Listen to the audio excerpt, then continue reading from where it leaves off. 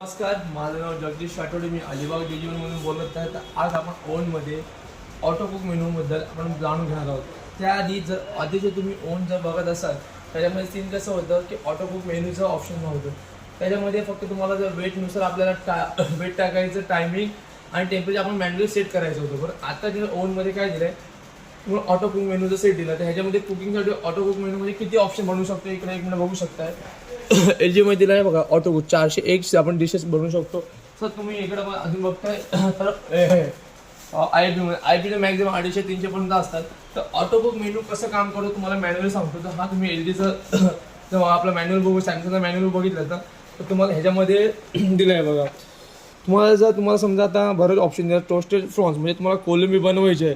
तर आधीच्या ओव्हनमध्ये कसं होतं, तुम्हाला वेट किती आहे त्यानुसार अकॉर्डिंग टायमिंग आणि टेम्परेचर सेट करावं लागायचं. आताच्या ह्याच्यामध्ये कंडिशनमध्ये कसं इकडे एक मिनिट दाखवतो तुम्हाला.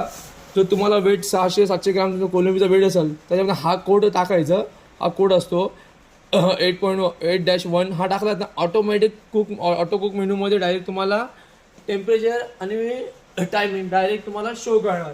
आणि तुम्हाला मॅन्युअली तुम्हाला याच्यामध्ये काय करायची गरज नाही. वेट तुम्हाला माहिती असेल, जे प्रोडक्ट तुम्हाला बनवायचं ते कोड टाकलात ना, ऑटोमॅटिक तुम्हाला तंदुरी किंवा काय बार्बिक्यू वगैरे काही बनवायचं ते सगळ्या गोष्टी होणार. फक्त प्रोडक्ट कोड टाकायचे आणि तुम्हाला ऑटो कुक मेनूचा हा फायदा भेटतो. तुम्हाला मॅन्युअली काय करायची गरज आहे, फक्त सगळं डिजिटली होणार. हा याच्यामध्ये ओव्हनमध्ये आताच्या फीचरमध्ये हा फरक पडतो तुम्हाला. आणि ही तुम्हाला चांगली माहिती याच्यामध्ये दिलेली आहे. थँक्यू.